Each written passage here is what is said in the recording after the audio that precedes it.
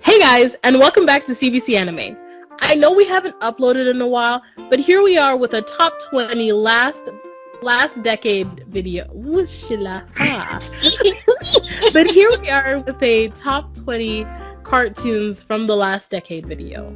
We really hope that you're staying safe during this COVID-19 pandemic, and although we can't promise more like super fast content, we can promise that we're gonna try to be more active on the channel.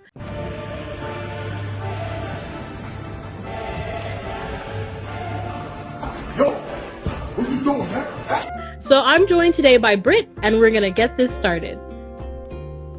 Sup? Okay.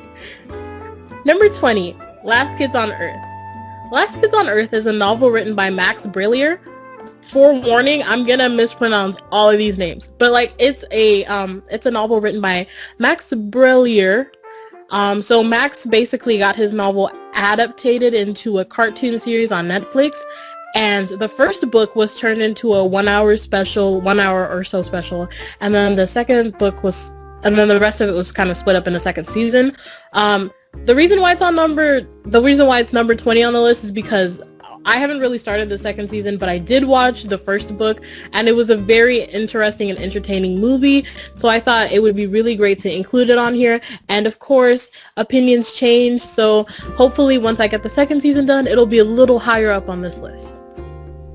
Number 19, Randy Cunningham, 9th Grade Ninja, 2012.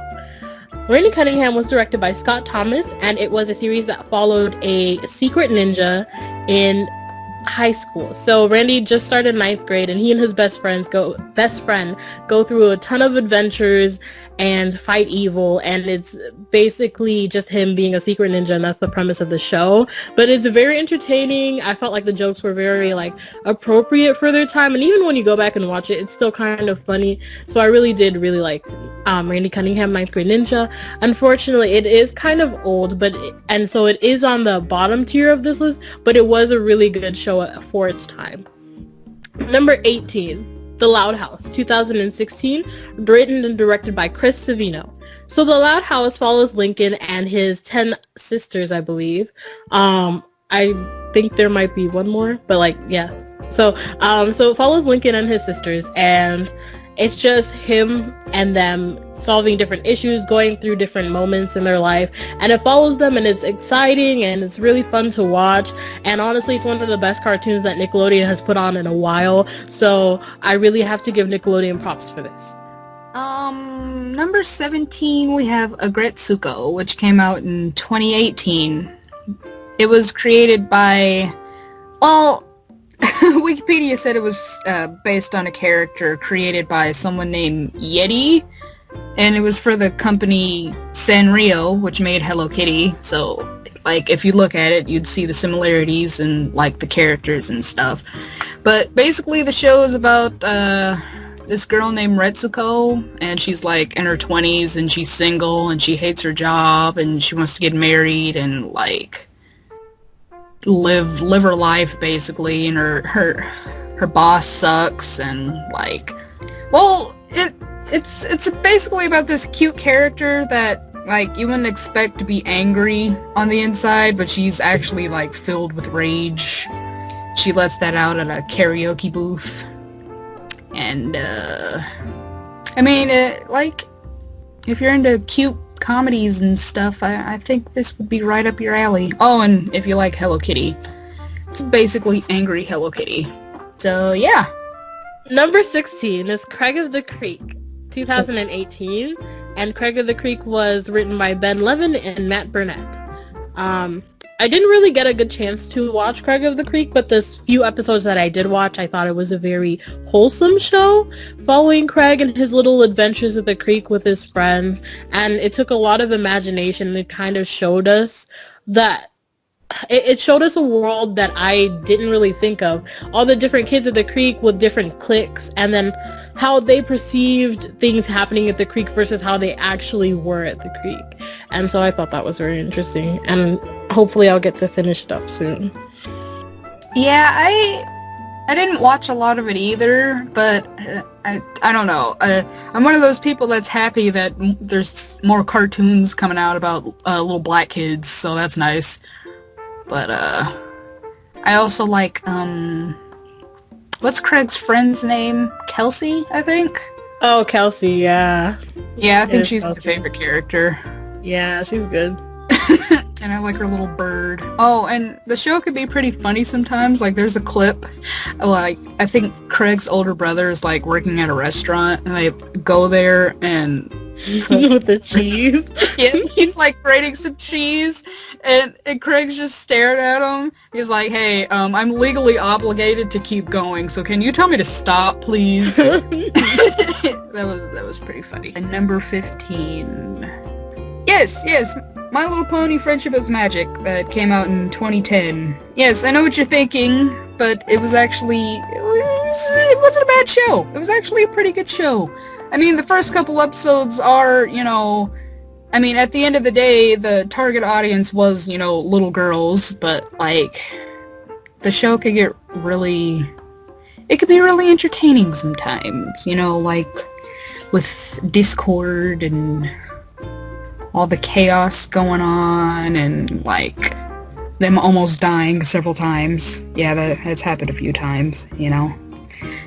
And there's, like, this place, it's like a jail for, like, the really, really bad criminals, like demons and stuff, and they sent a child there. They sent an actual child there, and I didn't see the episode explaining why they did that, but I'm like, wow.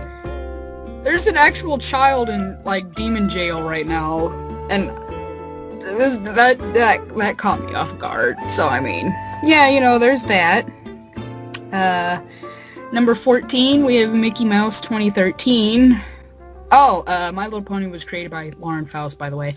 The Mickey Mouse 2013 is Disney television animation. That's about all it says for who created it, but, like, I didn't watch a lot of this show, but from what I did see, it's very funny. It's one of the funniest shows I've seen in a long time, and it's really creative. Like, it's like a mixture of the really old Mickey Mouse cartoons with a modern twist, and, like, there's this meme that I think it's absolutely hilarious, and I don't know what episode it's from, but it's like Minnie Mouse is, like, passed out at the edge of a forest, and, like, Mickey dramatically runs up to her and says, "What happened?"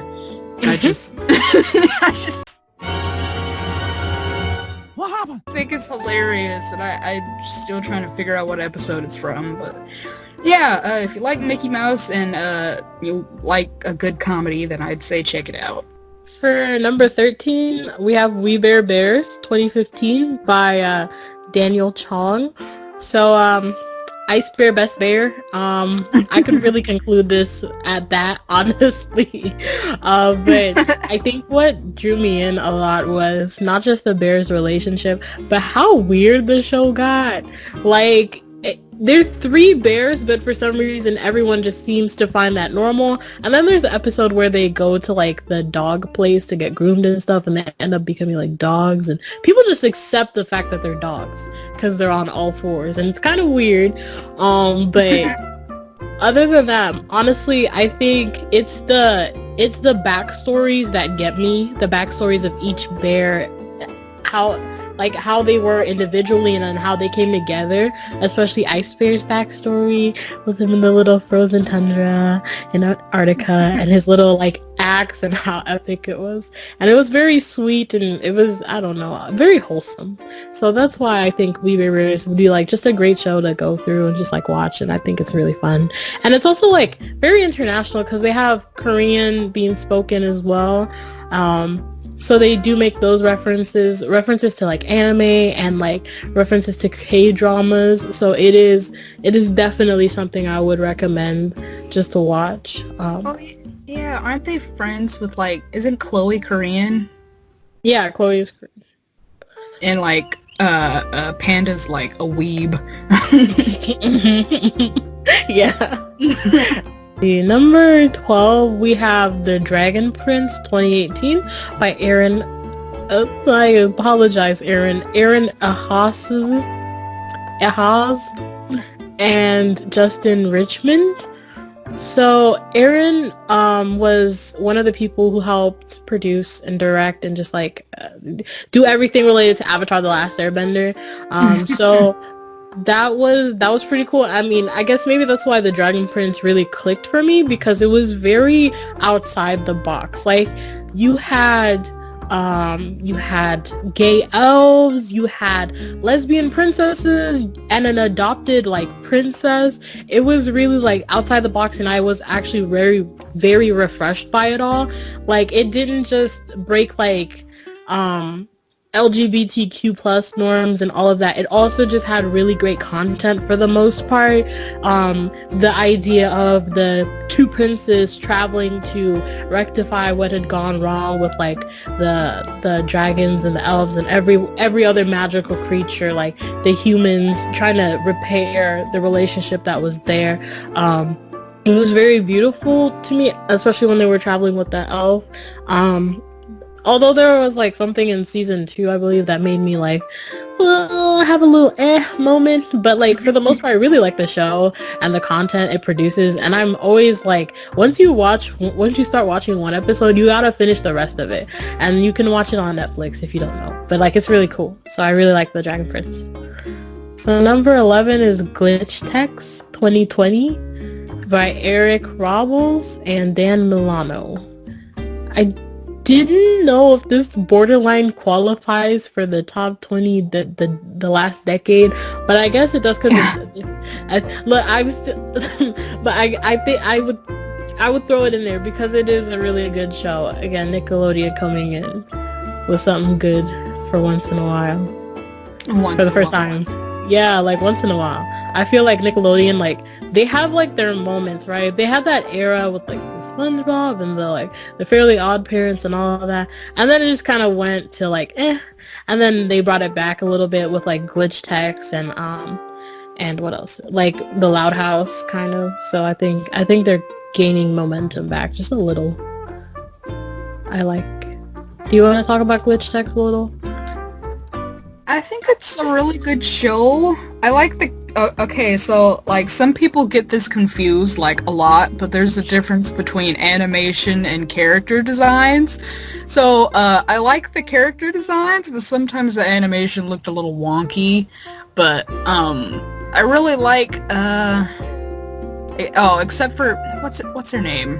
The one with the purple hair. Oh shoot, I was just trying to think of her name too.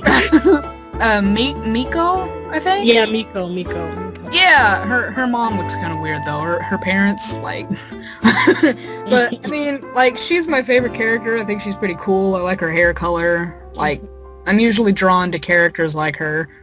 But it's a really good show. If you have Netflix, I'd say check it out. And still waiting on season 2, you know. Yeah, it's just fun to watch. Really, it's a great way to pass time if you have nothing else to do, especially during this like quarantine COVID time. If you're really just looking for shows to watch, I'd recommend checking out Glitch Text, especially if you have Netflix, because it's just something you can binge watch. And then after that, move on to the other shows that we possibly recommend, ? But coming at number 10, we have another Netflix show called KIPO and the Age of WONDERBEASTS.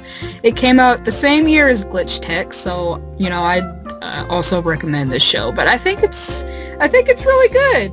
And you know what? It ended on a cliffhanger, so we need a season 2 for this as well. But I think it's really entertaining. You know, another show with that black people representation. That's pretty good. You know, and I don't know, there's like something about the main character, and like they were kind of doing something with her. They made her seem like she was one thing, but it was actually, you know, kind of pretty obvious she was something else. But I don't want to spoil it too much. I just hope they make a season 2 soon for this and Glitch Text, because they're both really good. So yeah. if you have Netflix, watch KIPO and watch Glitch Text and what else? The Dragon Prince, is that on Netflix? Yeah, Dragon Prince is on Netflix. I personally haven't watched that, but I will take Cynthia's word for it. The guys who made Avatar worked on it, so yeah. Yeah, speaking of Netflix, at number 9 is The Hollow, which is on Netflix. Netflix killing the game right now. Netflix sponsor. Yeah. Netflix. Okay, wait. The Hollow 2018, which was created by it's primarily funded by Netflix, but I found a bunch of names that had a lot of involvement in the show. Josh, Kathy, Greg, Sullivan, and Vito. I did not include their last names, unfortunately, because I would probably butcher those as well. But let's talk about The Hollow for a second. The Hollow is so good. Like, I don't know what happened. Like, I pulled up Netflix one day, saw The Hollow. I was like, oh, what's this? Oh, it's kind of looks a little different. So I watched it, and then I binge watched the whole first season in like one day, and then I had to check to see if there's a second season, because it's kind of left off with the hint that there would be a continuation to it. And then they were like, the second season airs on May 8th, 2020. And so I waited, and then it aired, and then I binge watched that in one day. And like, the second season wasn't as great as the first season, but it was still really good, and it did get me hooked. And I don't think there's going to be a third season, but if you're really interested in kind of like sci-fi, like superpowers and like gaming and all of that fun stuff, I would definitely check out The Hollow, because if I talk too much about it, I'm gonna spoil the show, which I really don't want to do, because there's like a big spoiler and like a big motif behind the show, and like how it works and why it just works. So I would definitely give that a try if you have time and Netflix. Okay, coming up at number 8, we have Over the Garden Wall, which came out in 2014 and was created by Pat McHale. And I just realized that I haven't really been saying the names of the people who created these shows, but that's okay. I haven't watched this show in a while, so I don't remember too much about it, but I just remember it being really good. Like, it's one of those dark cartoons, and it had an art style that kind of resembled Flapjack, but Flapjack creeped me out, because there was this episode with like this cat, and I'm not even gonna look up pictures of it. I hate it. So, but Over the Garden Wall was really good. It's about these two brothers, and if I'm remembering correctly, the little brother, like, I don't know, like he goes over the garden wall, like disappears in the forest, and then his older brother goes after him, and they're like going on these like crazy adventures and stuff, and like there's this thing, I don't remember if he was trying to kill him or not, but I remember him being kind of cool. He reminds me of the Lich from Adventure Time, but yeah. At number 7, we have Infinity Train, which came out in 2019 and was created by Owen Dennis. This show right here, this good show right here. I don't know which one I liked more, book 1 or book 2, and I don't know if they're gonna make a book 3. I don't know what they could do with that, but like, basically the premise is like this train pops up in front of people, right? And like, you get on the train, and there's a number that appears on their hands, and well, the people that go on the train, I think they like, I don't know, they feel guilty about something, and like the number on their hand, if they start realizing things and start forgiving themselves, pretty much, the number will go down, and then they can go back to their world. But like, if the number goes up, then you have to stay on the train longer. But it was a really creative show, and I don't think it gets enough love, you know. But that's basically it. Watch Infinity Train. It's really good. Number 6 on the list is Star vs. the Forces of Evil 2015 by DARON NEFCY. When Star vs. the Forces of Evil came out, I did not watch it. I heard about it from a friend, but I didn't watch it. And then like a few years later, we got cable in my house, so I started to pick up on it and started watching a few episodes, and then it was kind of like I was hooked. Like, I was always looking forward to whenever they would update it with more episodes and then have like a little Star marathon on Disney XD, and I'd be like, okay, cool. So I'm gonna watch this tonight and I'm gonna like figure out what's going on, because there was always some sort of plot twist, I feel like, or there was always something more that you wish you knew about the characters. Like, I know everyone was like, what was the one, the queen that loved the monster loved, oh shit. Eclipsa? Yeah, Eclipsa. Okay, so like whenever there was things teased about Eclipsa, I was always there. It was like they had frozen her husband in some crystals, and I was like, I wonder what'll happen if he will be free. And then they answered my questions much later. But there was always something to look forward to, I feel like, with Star, which is what made it so successful in my eyes. Like, I know there are some flaws with it. Like, for instance, the little love triangle between Star, Tom, and Marco, that got a little too much. I feel like at some point it became an over focus, or like it was what the show focused on a little too much near the end for me to like really just be like, wow, Star, Marco, Star, Tom, Marco, Star. Yeah, Marco, Star. And yeah, this is how I felt about that. But for the most part, I really did enjoy Star versus the Forces of Evil. This is something I look forward to. Yeah, I think I'm in the same boat as you. I didn't really watch it when it first came out, but it was recommended to me by a friend. So I started watching it, and it was pretty good. It's one of those cartoons that kind of started off as a comedy. Like, it wasn't, I don't know, like it wasn't actually meant to be too serious, but then over time it becomes more serious and there's a solid story going on. I don't remember which season it was, but at one point the animation changed and it looked more stiff and I didn't like it, but I don't remember which season it was, but they fixed it eventually. And yeah, I agree with you about the love triangles. Like, love triangles are usually done pretty badly, and this is a perfect example of that. Like, I'm not like the rest of the Star fandom shipping Star and Marco, because I really wish they would have just stayed friends. I think Star would have been better off without a boyfriend, if I'm being honest with you. She should have just stayed single, because, like, the romance aspect just completely took over the show, and, like, what she did in the last episode, it actually pissed me off. It pissed a lot of people off, but I mean, it's not a bad show. It has its flaws, but, you know, it's entertaining. So, you know. Yeah. I mean, yeah. But at number 5, we have Steven Universe, which came out in 2013. And, Sid, you didn't watch Future, right?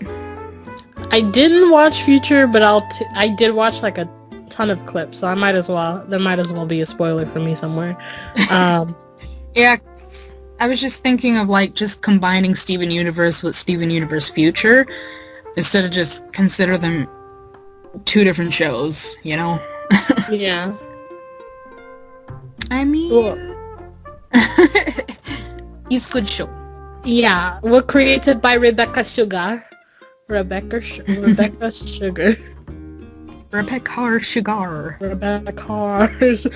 what are we doing? Yeah, it's a good show. I feel like everyone already knows a lot about Steven Universe, so there's not really much else to say, except I feel like, because the last thing I watched was, even though I watched clips of Future, and from the clips of Future, I think I understand what's going on in Future, but I watched the movie. That was the last thing I watched. I feel like Rose Quartz was being villainized a lot more towards the end, or like, cause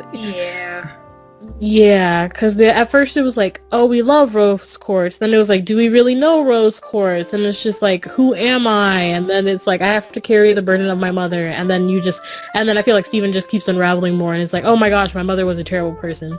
And I think that's where it pretty much went to towards the end, even though I haven't watched Future, so I'm not too sure what like that holds in store for me. But Steven Universe, I think pretty much up until I did like the movie, but up until the 1 hour special that was kind of like the last episode of Steven Universe itself, I thought it was really good. Unless if we're counting Steven Universe and Steven Universe Future as two different things, I think. I don't know if that makes sense. I hope it does. I'm sorry.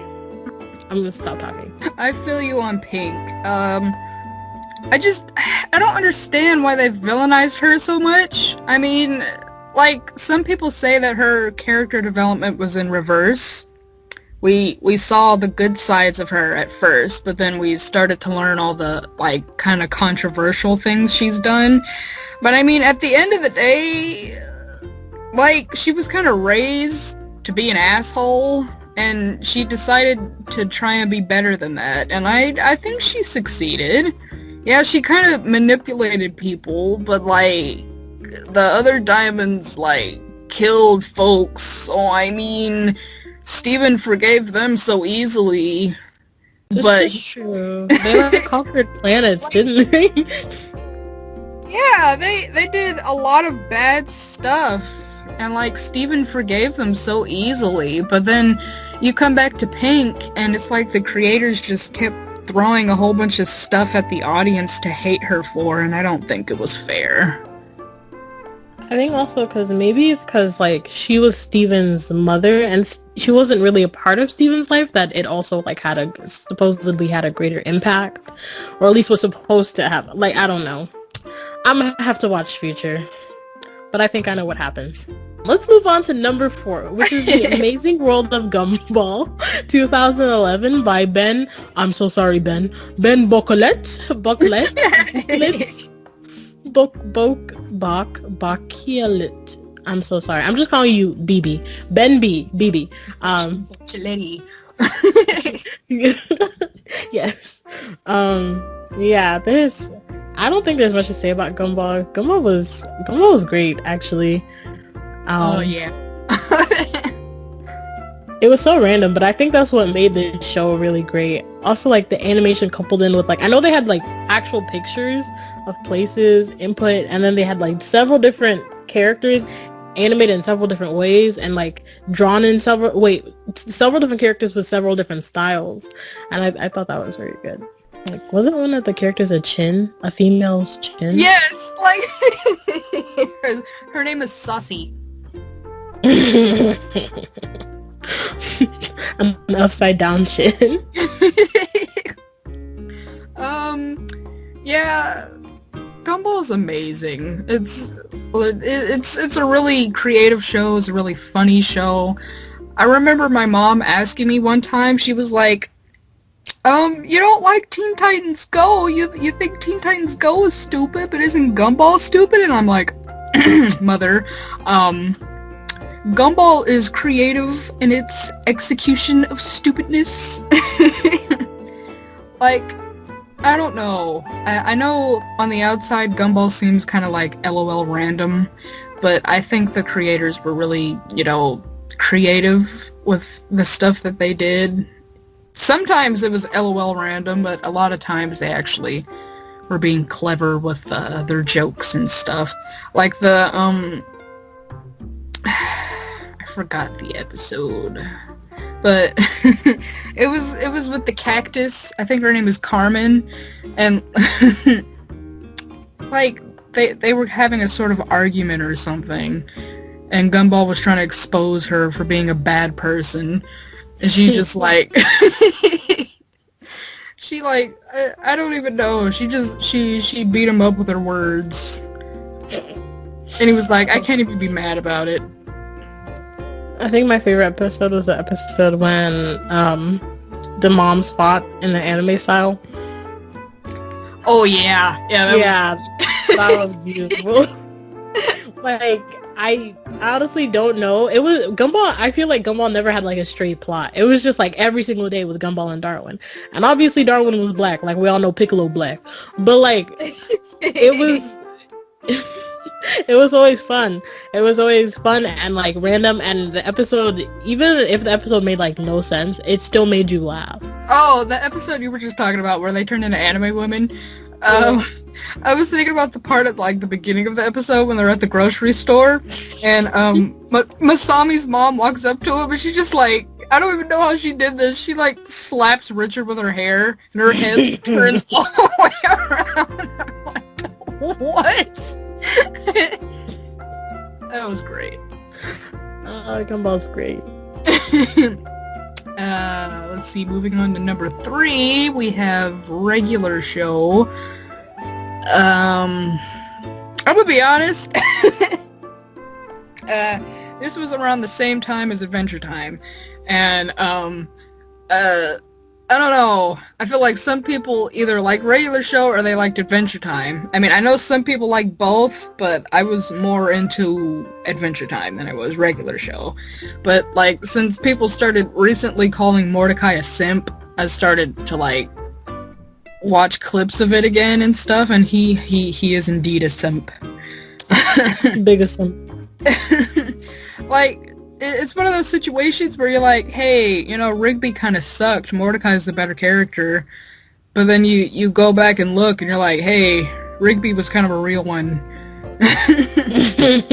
It's the same thing with SpongeBob, you know? Like, when we were little, we hated Squidward and, like, didn't understand why he was so mean. But when we got older, we're like, oh, yeah, I'm just like him. Yeah. Regular show was created by J.G. Quintel. But for me, it was more or less like I never fully watched the episodes in order, like, ever. Because regular show was something that I caught on TV when it was showing occasionally. Because like you said, I did watch Adventure Time more than I did regular show. So I did catch more episodes of Adventure Time than regular show, even though I didn't, like, fully watch both of them, which is kind of weird. But regular show always had, it was kind of like, it was always weird to me what was going on, because I never understood what was going on in regular show, because I would always watch the episodes randomly, so I never knew if there was like one consistent plot or if it was like all different. I was always confused. I was like, Skip is always skipping. Skip is also involved in a lot of like weird things. I remember that one episode where they were like in space and there was a baby or something, and I don't even know what was happening. I sat there and I just watched it and nodded my head. And then I remember the episode where they were synchronizing their watches. But like all of that like fun stuff, and I don't know. Regular show was always just like really fond to me, because even though I didn't know what was going on 99% of the time, I always like just sat there and I was like laughing and going along with it. So I always thought it was like a really great show. Yeah, it's some people think it was too adult for Cartoon Network and that it should have been on Adult Swim. And I think you know Margaret, right? The one Mordecai was after. He didn't even end up with her, did he? No, he didn't. He got with what's her name, CJ, and then I think he like crashed Muscle Man's wedding. Like, hey, I don't even. He crashed Muscle Man's wedding, and like confessed that he still liked Margaret while he was with CJ, and CJ was like, you know what, I'm done. But I think at the end of the series, he got with his Batgirl, but I didn't see it. But yeah, Margaret, I think Margaret's dad is a human, and I don't know how that works, but I just thought I'd bring it up. Bird. Yeah, she's a bird, and her mom's a bird, but I think her dad's a human, so I'm like, what's going on here? Oh, I don't know what happened in that psych ward. Oh, and you remember, did you see Rigby's younger brother? I did. Yeah. Oh, what? That was something. I don't know if they're related or not. I don't think they are. I don't think they're related. that was something else, man. That was something. Like I remember the episode where he came in and I was like, who is he? And why is Rigby so short and so oh god, no. And the whole episode was just weird. Was it just me? I felt kind of uncomfortable, I think. I did too. He just looked like a naked raccoon, like, bro. Right. This is weird. I'm not consenting to this. Right. And he was sitting in the chair. I think he spread his arms and legs open. He was like asking for a hug at some point. And I was like, I don't think I should hug that. I don't think you should hug that. I think we should turn around and leave right now. That was not okay. But you just reminded me of like the Steven Universe episode where I think Steven first like discovered fusion. I think it was when he first discovered it. And like Garnet was fusing with Amethyst, and Garnet just like spread her legs open for Amethyst. Oh yeah, and then she just like jump in there, and I'm just but yeah, number 2 we got Adventure Time, which came out in 2010, created by Pendleton Ward. I think that's how you say it, right? Heck yeah, Pendleton Ward. That is an odd name. It sounds like a last name, and it sounds like 2 last names. I know, right? Again, I didn't finish Adventure Time either. I don't know when I stopped watching. I think, like, I don't know. Like Star Versus, it's one of those shows where it kind of starts off really silly, and then, like, it gets really serious along the way. I mean, he was good show. He was good show. I think I might have actually preferred the silly episodes to the serious ones, though. Except for stuff involving Marceline, because Marceline was my favorite character, and, like, learning about her backstory was really interesting. And I think her mom was black. But, she was. Yeah. Oh, and I like Ice King's alternate universe. I think I might actually prefer that. I wouldn't be mad. I do like my Marshallese. I know, right? I know, right? I wouldn't even be mad if they made a separate show for Fiona and Kate, because, like, you know, Marshall Lee is French kiss. Marshall Lee can slide into my DMs, my PMs, anytime you want to. I have messages ready. Oh my gosh. But yeah, I thought it was it's like regular time for me. Regular time. It's like regular show for me. I caught it whenever it was on TV, and that's pretty much all I watched. And then, like, I didn't watch the last episode because I don't think I had time at the time, but I did watch clips of it, and, like, the whole, like, kissy kiss kiss, and like, all the fun stuff. So yeah, it did hurt my heart, like, a little bit when I saw it end, because I was like, damn, this show has been on for a long time. Like, throughout, like, 2010, can I tell you, in 2010, I was, like, 11. I'm 21 now. I stuck with that show, and then, like, people after that, like, were born in, like, the early 2000s, they stuck with that show too, and, like, it was something universal that if I said it, someone, if I just talk about Adventure Time for, like, 2 minutes, I know someone who's, like, 16 could tell me about it too, because I'm sure they watched it.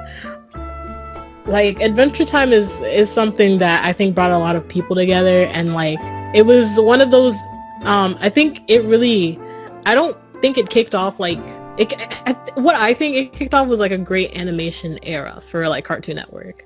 Like, I think it was the start of something beautiful for Cartoon Network. Like, I know there were other shows that were before Adventure Time, but, like, when you really think about it, and when you really just want to talk about it, you're gonna say Adventure Time, Cartoon Network, you're gonna say Steven Universe, you're gonna say regular show, you're gonna say The Amazing World of Gumball, and, like, that was beautiful. That was beautiful. But yeah, other than that, I did like the episodes of Adventure Time. I like my Marshallese. I caught in, weren't there, like, multiple humans now? Like, there was a big human girl, and there was, like, the parents of Finn and stuff.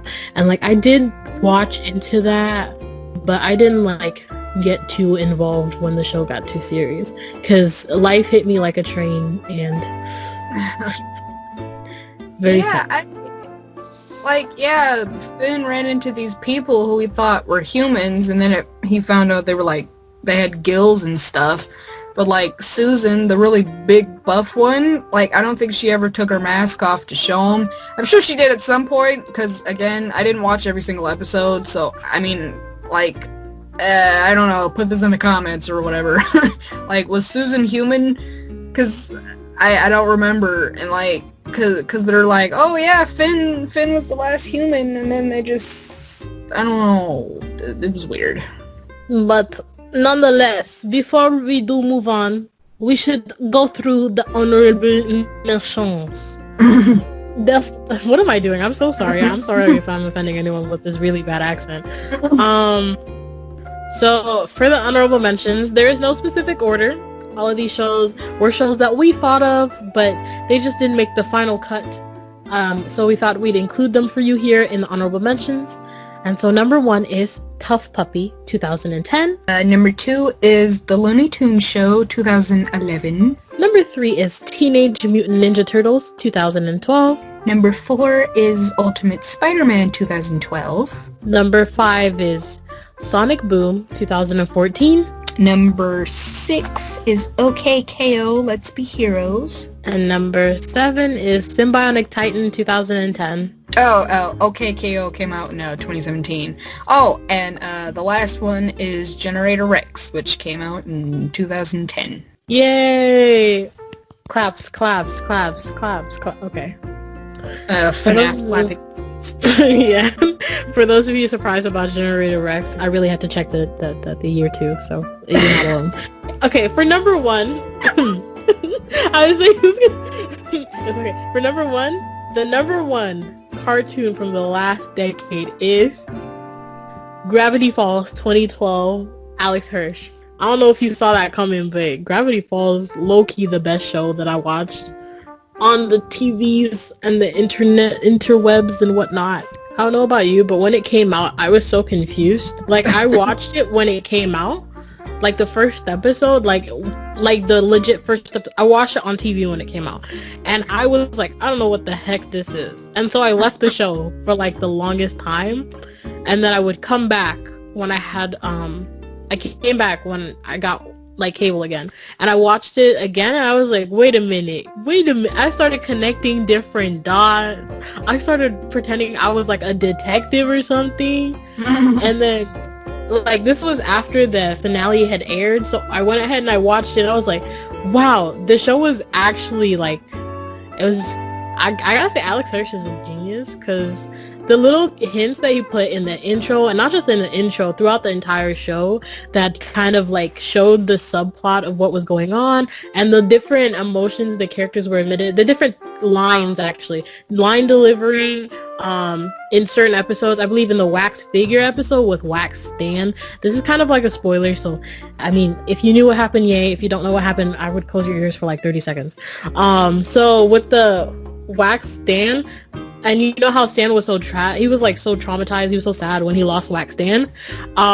What I didn't know, or what I didn't think of, or like what I kind of thought of, was that was like him reliving the trauma of losing his brother. Like the Wax Stan was the physical representation of his twin brother. And I was like, what? Oh man, I didn't even think of that. Yeah, right? Like, I was watching a video and it was talking about it. I thought about it in the back of my mind when I watched the episode. I was like, why is he so tragic? Like, why is he so, like, he's so bent up from losing this character? So yes, he did lose a statue of himself, and yeah, that was a part of why he was sad. But at the same time, it was like him losing his brother. Big brain. Big brain. Big brain. It was a really cool show. I liked all the characters. Like, none of them, I didn't really dislike any of them except for, I don't know, what, Robbie? But, I mean, like, Mabel's my favorite character. I know a lot of people hate her, and I will fight you for it. But, I mean, I like Mabel, I like Dipper, I like Stan, I like Wendy, I like Seuss. I used to think his name was Zeus, but no, it's Seuss. And Bill. Bill's a pretty great character. And the show could get pretty dark at times. Like in that one episode with Pacifica, and like the things on her family's wall were like bleeding. And I was like, oh, yeah. Okay. And then in Weird Mageddon Part 1, I think, like, with Pacifica's dad, Bill, like, mutilated his face, like put his ears on his face, put his eyes on. I don't even remember, but it disturbed me greatly. There were, I don't know, there were some things that were like, which I feel like is why it aired mostly on Disney XD, because I feel like Disney XD was supposed to be like the edgier Disney. But like, there were a few things that I was like, wow, that, I don't know if this belongs in the kids show, but at the same time, it was like, how do I describe it? Like, again, with the characters like Pacifica, and I don't think I liked Gideon or Gillian or whatever his name is. I don't think I liked him that much. Gideon. I forgot about him. I didn't really like him either. I think I called him Gillian earlier if you hear the recording, but let's not talk about that. But like, yeah, the weird Mageddon episode, I thought that was really well done. Oh gosh, oh my god, there's so much I like about this show. I don't even know where to start sometimes. But my favorite character was Stan, and then Dipper, and then I keep forgetting the name of his twin brother. I just keep calling him his twin brother. Weren't both of their names Stan? I feel like it. I'm just gonna say Stan. I like Stan, both of them, and Dipper, and I liked Mabel. I've never heard anyone say they don't like Mabel. Really? Yeah, a lot of people hate Mabel because they think she was really selfish and that she always got what she wanted, and that, like, she, like, did things without the consideration of her brother. And I mean, I can understand that, but it's like, I don't know, like the episode where she gave that, the thing, what was it? Oh, and his name is Ford, by the way, that's what they called him, but... Ford. Okay. Because Stanford and Stanley, I don't know why they did that, but, yeah, she had that thing that Bill was looking for, and she didn't know how important it was, and she thought she was giving it to Blandon, but she actually gave it to Bill by accident. Like, a lot of people hated her for that, and a lot of people hated her. I remember, I was very frustrated. I mean, yeah, I understand why you'd be frustrated, but, like, she didn't know it was Bill.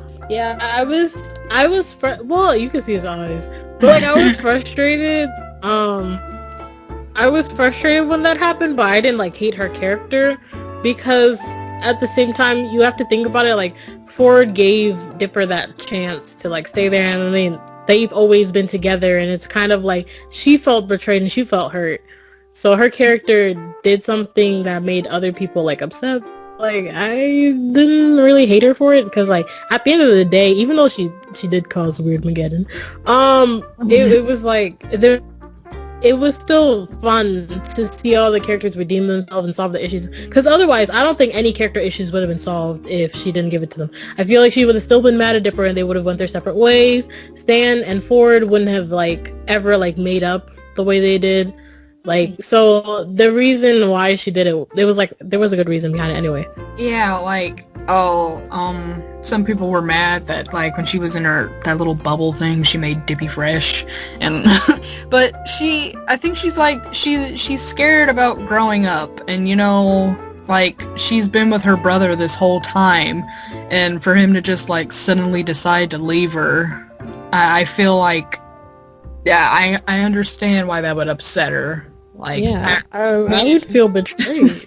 Yeah, if you just see it in her perspective, you know. But yeah, Gravity Falls, great show. And Gravity Falls, fantastic show. Yeah, I didn't really like Pacifica at first either, but she got better. But yeah, I guess the only character I don't really like is Gideon, and I guess... Oh, well, I don't like Pacifica's parents either, or Robbie. But I mean, other than them, it's just... Oh, yeah. Robbie existed. But it was a great show with great characters, and I highly recommend it. 10 out of 10 would watch again several times. So, yeah. You done talking about Falls? Yeah. So, thank you guys for watching this video with us. This ended up more like a podcast than a top 10 video. We didn't really script anything, so it's just more or less just us talking. So if you liked it, please let us know by liking below, and please clicking what am I saying? Clicking the subscriber button. And the subscribe to us, por favor. And yeah. Also, this is a random show shout out, but I don't know if it'll fit in any other category because it's a Chinese cartoon / anime type thing, and it did get dubbed in Japanese, but the original audio is in Chinese, and it's called Scissor 7 on Netflix, and if you don't watch it, I'm gonna cry because it's actually a really good show. Okay. Oh, well, you know, I need new stuff to watch, so I'll check it out. Yeah, I really like Scissor 7. I watched it in Japanese, no offense, I'm sorry. But it was really okay. That was very random, but thank you for watching our video. Ooh. Yeah. I guess there's no real guarantee that we're coming back fully right now, but I mean, yeah, you just don't get your hopes up that we're gonna start uploading more frequently. But I mean, when we do, you know, we'll try to make it as entertaining as possible. Yes, believe in the me that believes in you. I'm not here quoting Gurren Lagann. Oh, okay, calm it down. Okay. Thank you for watching. I'm sorry if this was kind of long. Have a great day. Stay safe. Wash your hands, please. With soap for 20 seconds. I want you to sing your ABCs for me. But yeah. Stay safe, guys.